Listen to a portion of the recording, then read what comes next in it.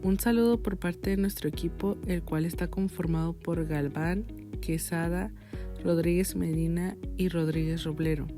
En este video estaremos hablando sobre técnicas de traducción. En primer lugar, vamos a hablar de la teoría del Scopus. Esta teoría fue propuesta por Hans Vermeer en 1978 y posteriormente Katharina Rice la desarrolló a profundidad en 1984.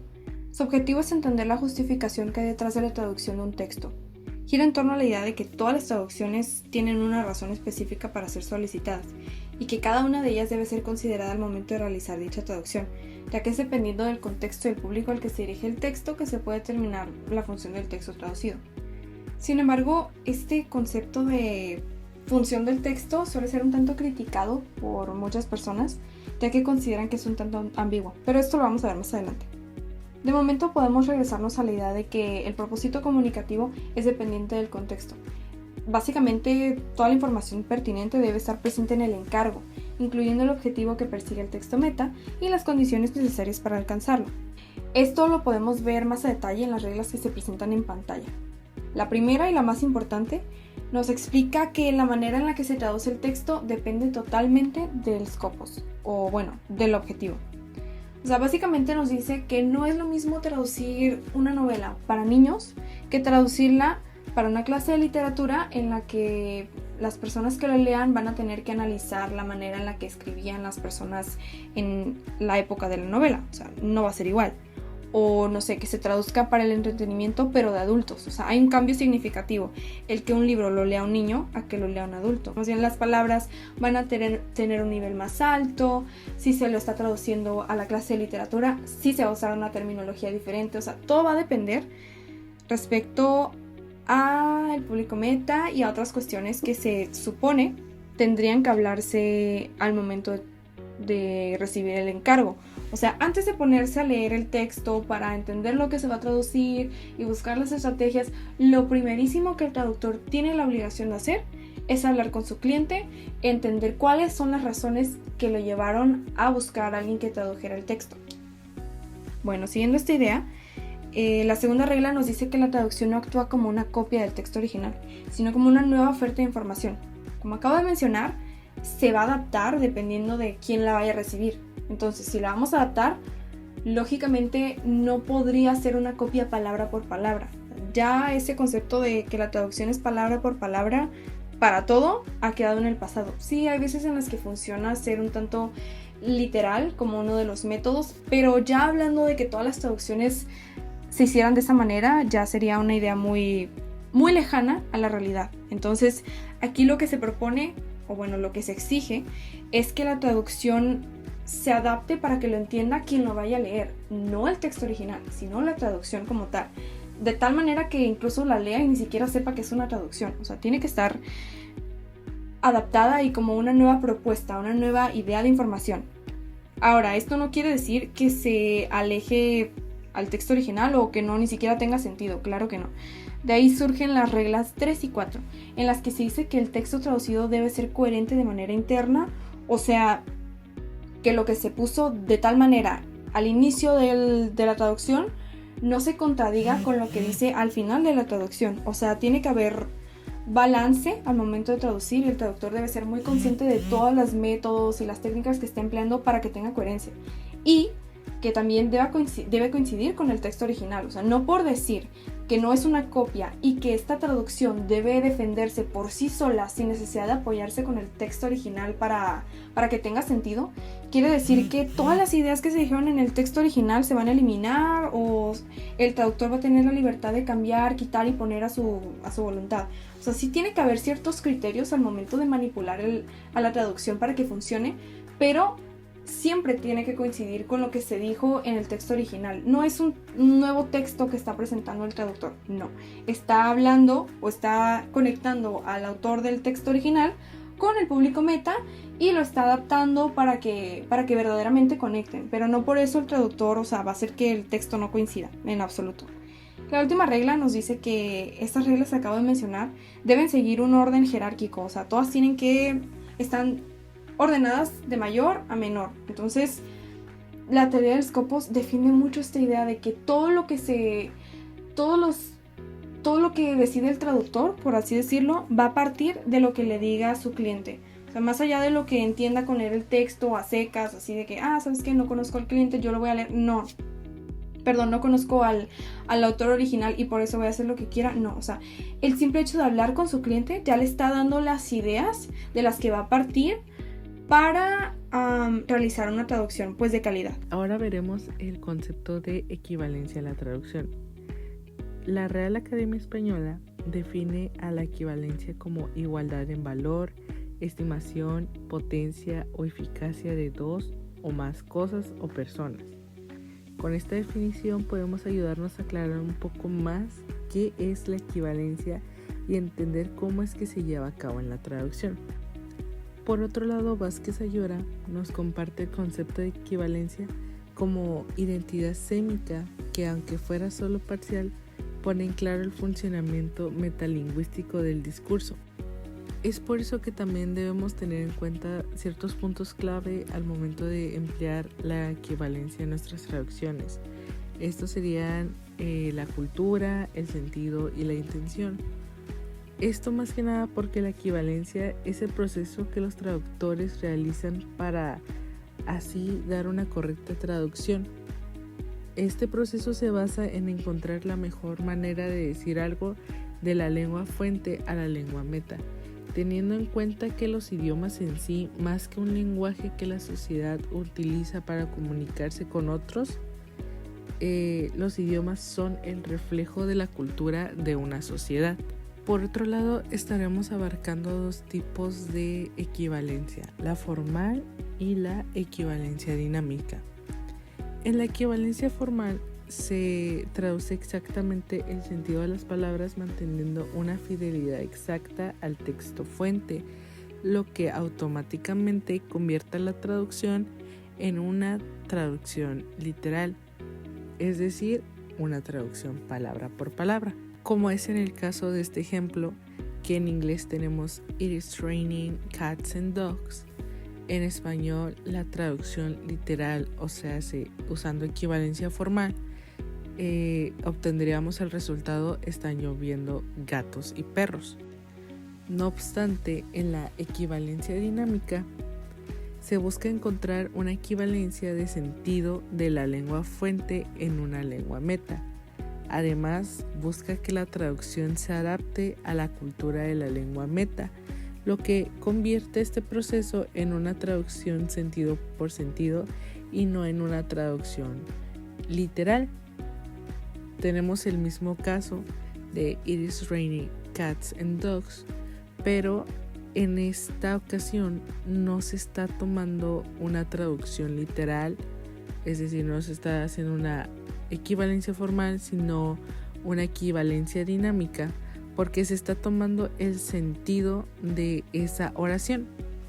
It is raining cats and dogs en español vendría siendo está lloviendo a cántaros, que es la equivalencia idiomática, que es la equivalencia cultural del idioma español. No obstante, se puede dar el caso de no encontrar una equivalencia idiomática o cultural en el idioma meta, y en este caso se debería descomponer el sentido de la oración a traducir para así descifrar la intención del texto original para poder dar una continuidad apropiada a la traducción a través de otra técnica de traducción. Ahora yo les voy a hablar acerca de dos aspectos que están muy presentes en nuestro día a día. Aunque no nos demos cuenta, ahí están.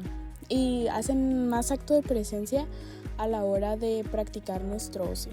Quizás pues nos gusta leer, nos gusta ver películas, ver series, y pues es aquí donde más están plasmados la mayoría de las veces. A estos términos me refiero con la domesticación y la extranjerización. Antes de meternos más a fondo, me gustaría empezar a explicar cómo de dónde nacen o cómo es que han llegado hasta nuestros oídos en este momento.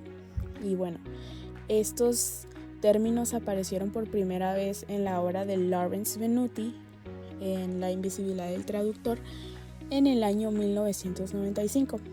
pero es en realidad en 1813 cuando el traductor alemán Friedrich Schleiermacher pues comienza a hablar acerca de estos dos, refiriéndose como que son dos tipos de traducción. Él comienza diciendo que la primera de ellas es en donde el traductor deja al escritor lo más tranquilo posible y hace que el lector vaya a su encuentro. Esto tiene una posible interpretación como que el traductor decide no cambiar nada en cuanto al estilo o a las decisiones de redacción, más que nada como terminológicas o culturales, pues que el escritor o el autor quiso plasmar en su obra, indicando pues básicamente que el lector se va a dar cuenta que lo que está leyendo pues no concuerda con su propia cultura, que dice como de que esto no lo conozco, esto pertenece a otra parte. Y después él continúa diciendo que el otro tipo de traducción es en donde se deja lo más tranquilo al lector y hace que el lector vaya a su encuentro. Aquí pues cambian los papeles, como nos podemos dar cuenta, porque pues a lo que probablemente se refería es que ahora el lector lee o escucha elementos culturales de su propia cultura, pues los aspectos originales que el escritor ya había plasmado anteriormente han sido cambiados o ajustados en beneficio del espectador, llamando así domesticación a este último y extranjerización al primer como aspecto del que se habló. Ahora sí me gustaría comenzar con su definición. Bueno, basándose en lo que comentó Friedrich Schleiermacher, Venuti define a la domesticación como una aculturación del texto de origen a texto de destino, trayendo al autor a casa. Yo creo que ya con el término aculturación nos podemos hacer una idea o nos queda más claro comprender que la domesticación implica adaptar los términos culturales originales de una obra hacia una lengua meta y así haciendo que el receptor pues los pueda percibir con más naturalidad. Ya pues en cuanto a su consistencia, ¿no? ¿En qué consiste? Como modo de resumen me gustaría decir que pues básicamente lo que quiere lograr la domesticación o lo que logra es que las diferencias lingüísticas y culturales de un texto fuente desaparezcan y se adapten a las de un idioma meta, logrando así que se eviten confusiones de ciertos términos o puntos culturales, haciendo la domesticación que una persona pues se sienta más identificada con un texto, porque eso es como su propósito, que una persona no sepa que lo que está leyendo fue traducido, ya que pues los receptores de un texto traducido deben de comprender el texto tal cual como los lectores de una lengua origen comprenden el texto origen. O igual, ¿por qué no? Que una persona que pues está muy metida en esos ámbitos de textos, de traducción, pues diga, no, pues qué buena traducción, ¿no? Qué buena domesticación. Algunos de los ejemplos de domesticación que están muy presentes en lo que vemos son la adaptación de chistes, la adaptación de unidades de medida, de como pies, metros, la adaptación de nombres y de lugares, dependiendo como qué tan conocidos sean, claro. Por ejemplo, en Nueva York, la Estatua de la Libertad, y en Sao Paulo, en Brasil, pues el Cristo Redentor. O al igual que modismos y refranes, por ejemplo, Every cloud has a silver lining, no hay mal que por bien no venga. Bueno, ahora el otro tipo de traducción, la extranjerización. Bueno, la extranjerización busca básicamente adoptar una perspectiva global de una cultura diferente de una audiencia, haciendo que al momento de leer los referentes culturales u otros términos, pues uno sea consciente de que lo que está leyendo no fue escrito en su cultura o su lengua original. Haciendo así que el propósito de la extranjerización pues sea traer los saberes de la lengua y cultura del texto sin ocultarlos o cambiarlos, sirviendo esto como un empujoncito a que pues la audiencia se eche un clavado a buscar, a investigar acerca de una pues nueva cultura, aumentando así sus conocimientos o pues también para reafirmar los mismos, lo que ya se sabía. Pues bueno, otros claros ejemplos de extranjerización es mantener las referencias gastronómicas, o sea, no cambiarles los nombres, ¿no? El otro día me comí un apple pie, al igual que también conservar los nombres de lugares o monumentos. Un lugar, pues, The Cheesecake Factory. La otra vez fui a The Cheesecake Factory y no me gustó, por ejemplo. O igual la traducción de títulos de ciertas obras, ¿no? Está Friends, no se traduce a amigos. Stranger Things, todos lo conocen como Stranger Things, no como cosas extrañas. The Big Bang Theory, entre otros. A continuación vamos a hablar sobre las técnicas de traducción. Vamos a explicar sobre lo que son, cuál es su importancia al momento o a la hora de traducir documentos, y vamos a hablar sobre diferentes técnicas de traducción, hablando solamente de 8 que son las más utilizadas a la hora de traducir documentos. Son mecanismos creados por especialistas para lograr una transferencia de información de manera eficiente de un idioma a otro. Las técnicas de traducción pueden emplearse de manera simultánea en diferentes secciones de un mismo documento o texto según sea requerido.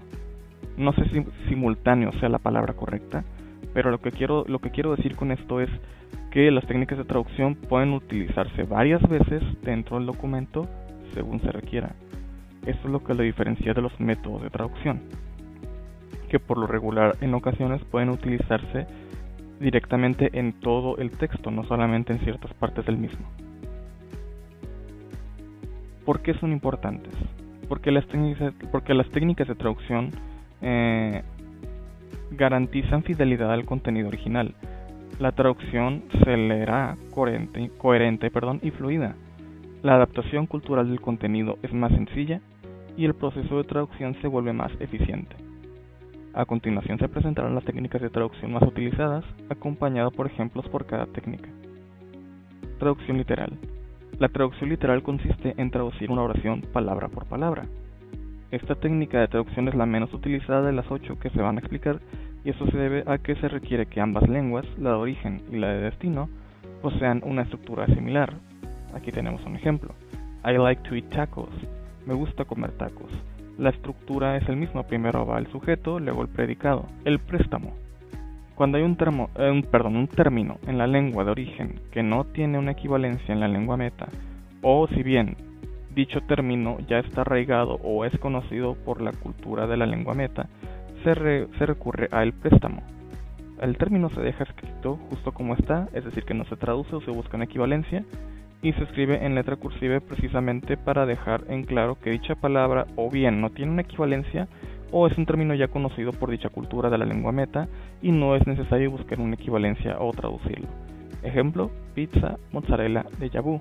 Estas palabras o términos ya son conocidos, me atrevo a decir, a nivel internacional, por lo tanto, buscar una equivalencia o traducir dichas palabras no es necesario. Modulación. Esta técnica consiste en mantener y transmitir una idea o mensaje, pero con ligeras modificaciones, como cambiar la estructura de la oración o expresar dicho mensaje manteniendo dicha esencia del mensaje. Ejemplo, you are going to have a child, vas a ser papá. It shouldn't be hard, debería ser sencillo.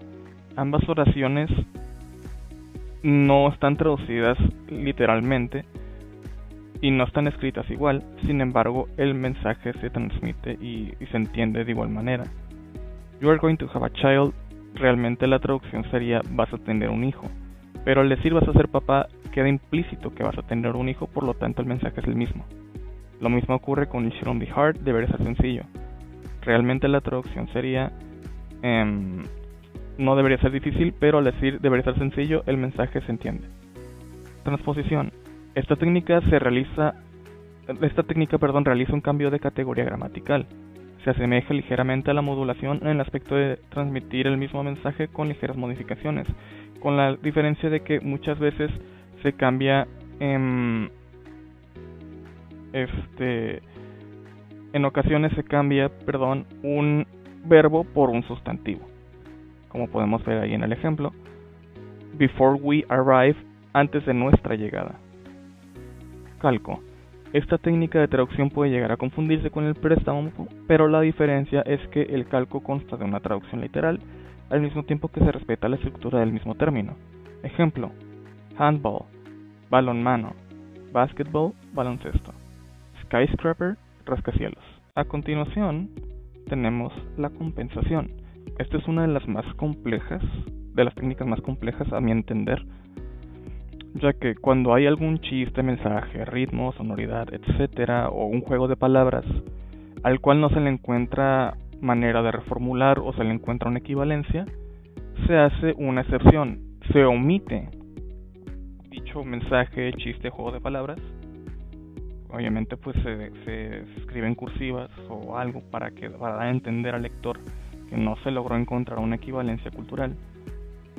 Pero la condición aquí es que más adelante en el documento vamos a hacer uso de algún juego de palabras, de algún chiste, de algún ritmo, etcétera, como ya se mencionó anteriormente, que compense esa omisión que se hizo anteriormente.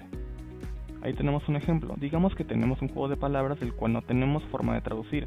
Se puede escribir como está, pero con la condición de buscar otro juego de palabras para introducir en otra parte del texto a manera de compensar esa omisión. Adaptación. Esta se encarga de sustituir elementos culturales del texto por otros que se adapten mejor a la cultura de la lengua meta. Como ejemplo tenemos que mientras en Inglaterra popularmente se bebe mucho el té, en México es más popular tomar café. Mientras el béisbol es popular en Estados Unidos, en México es más popular la mención del fútbol, soccer. Y digo mención del soccer porque en Estados Unidos para ellos el fútbol es el fútbol americano y el fútbol que nosotros conocemos como el fútbol soccer, o bueno, mejor dicho, para nosotros es simplemente fútbol, para ellos es soccer. Equivalencia. Esta técnica de traducción es comúnmente utilizada cuando se trata de traducir frases o refranes. Se toma la estructura equivalente acuñada y se transmite la misma idea. Ejemplo: It's raining cats and dogs. Está lloviendo a cántaros. Easy peasy, pan comido. Finalmente hemos llegado al final de este video, por lo que les agradecemos por mirarlo hasta el final. Esperamos haber sido claros y nos vemos en un próximo video.